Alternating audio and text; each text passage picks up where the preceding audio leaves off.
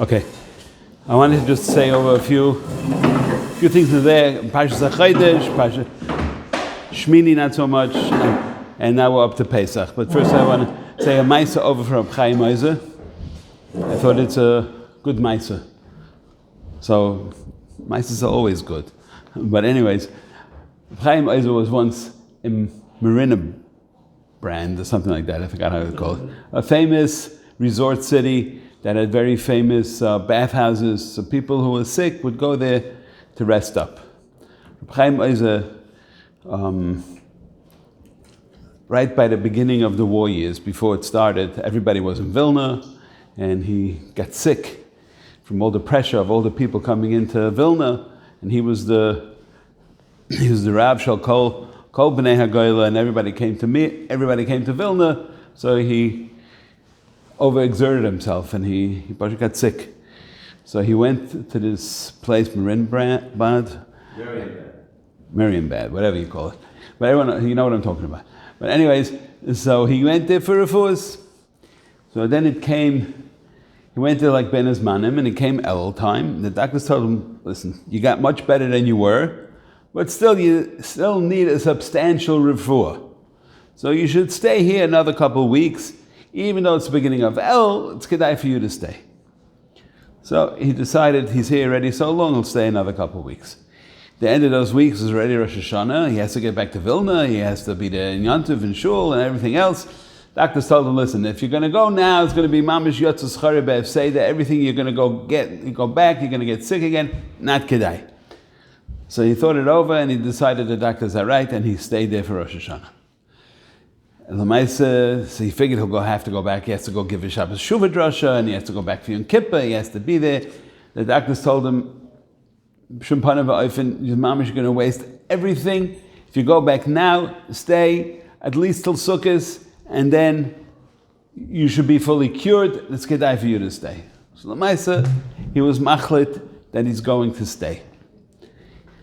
And he was having a lot of chalishas hadas that he stayed, because Lamaisa, everything is in Vilna. That's where the people are. That's where they need him, and million shilas coming up and stuff like that. So he talked him into it, that there's other rabbanim there who could pass in the shilas, and other people could give the drashas. Understand who Reb Chaim Ozer was. So Reb Chaim Ozer, he wasn't just a genius with one brain. He was a genius with two brains.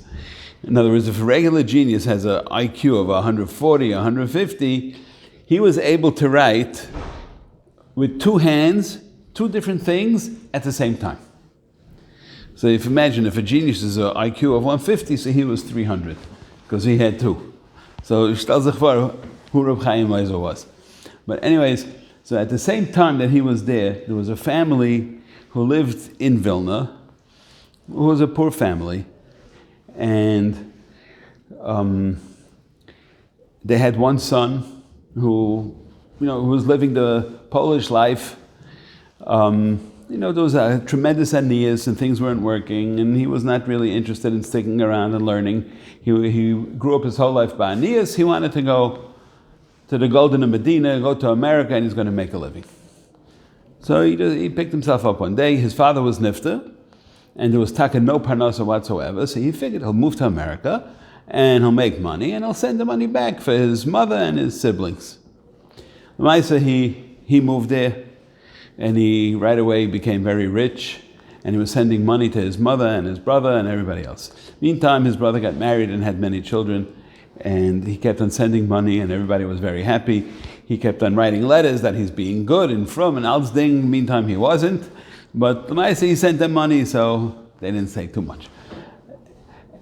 In the end, his brother was nifta. He got sick and he was nifta. And the almana of his brother sent him a letter saying, that we're still now we're more hard up than we ever were. The brother used to make some money. Now we have mamish nothing coming in. So he supported them 100%. They were going letters back and forth and back and forth. Meantime, he was looking to get married, and this lady was an almana. So the guy woke up one morning and decided it's perfect. He knows this lady, his brother's wife. He'll just marry her, and then he'll have a shidduch, and she'll have somebody to support her, and everything will be fine. So of course, it's ish is ish. Ish is achav, so he can't do it.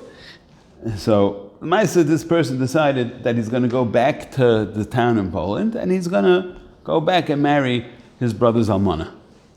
While he goes to this place, so he goes to the bathhouse and he meets an old man there.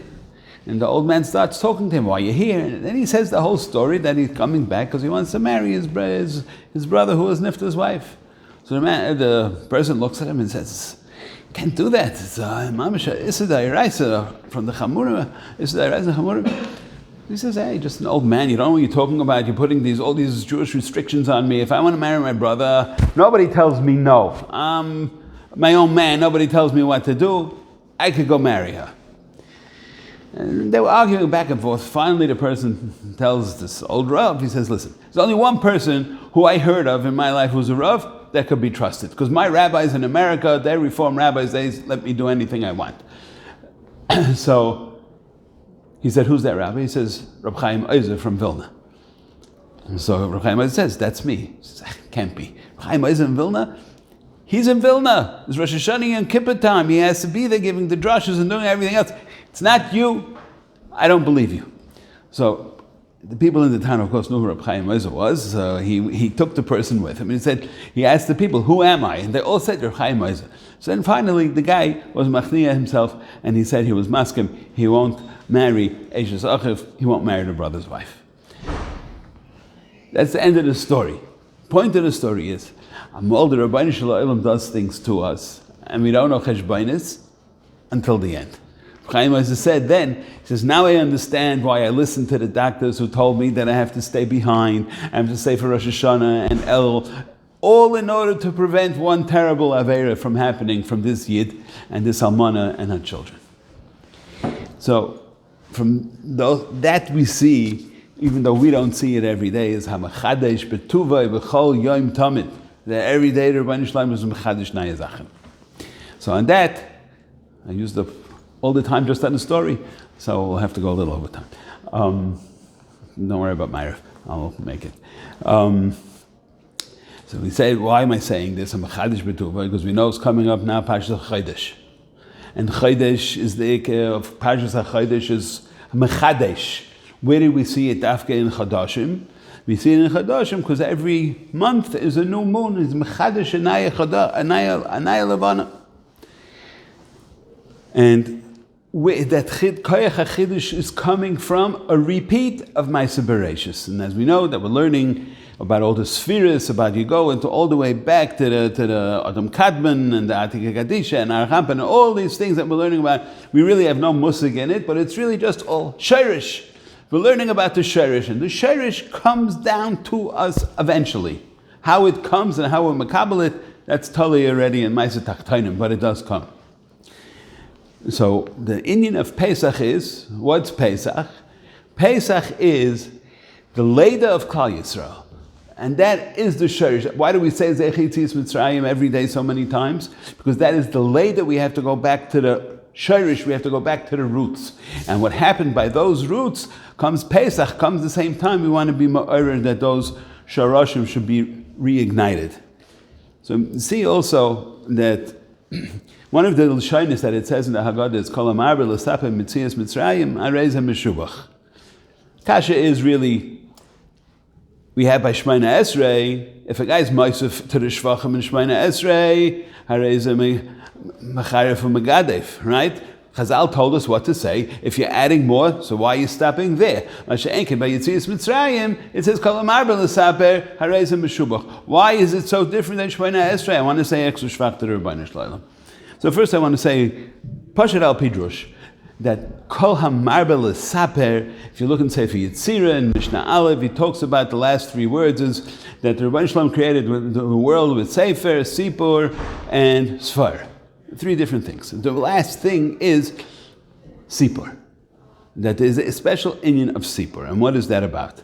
So first, just in this Lashon of Kol HaMarbe, so the Riboy really in the stuff that's Nigla, the story of Mitzrayim, everybody knows it. Ask any kid in pre-1A, they'll tell you, let my people go, and they tell you all the Makkahs and all, I'll get the Zachen. Everybody knows the story. So what are you going to be Mosef? What?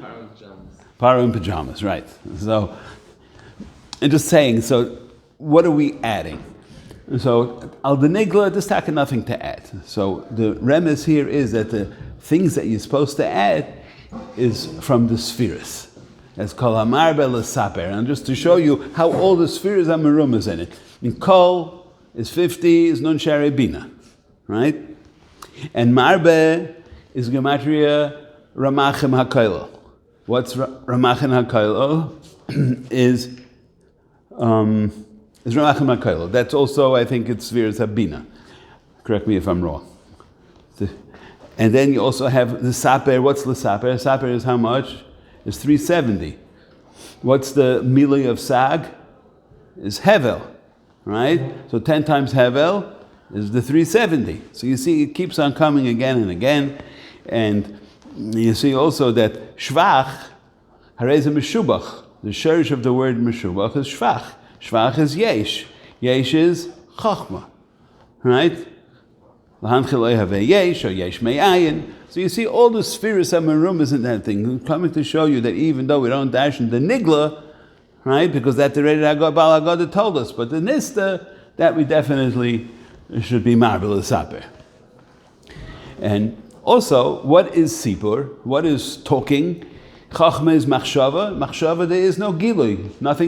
We don't say anything, right? What's the shirish? What's the secret to chachma? Siyag la chachma is shtika. Why is siyag la chachma shtika? Because it's only machshava. You don't talk. It's not just a word to be smart, you should keep quiet. You want people to think it's because since it's all b'machshava talya, so there is no dibur.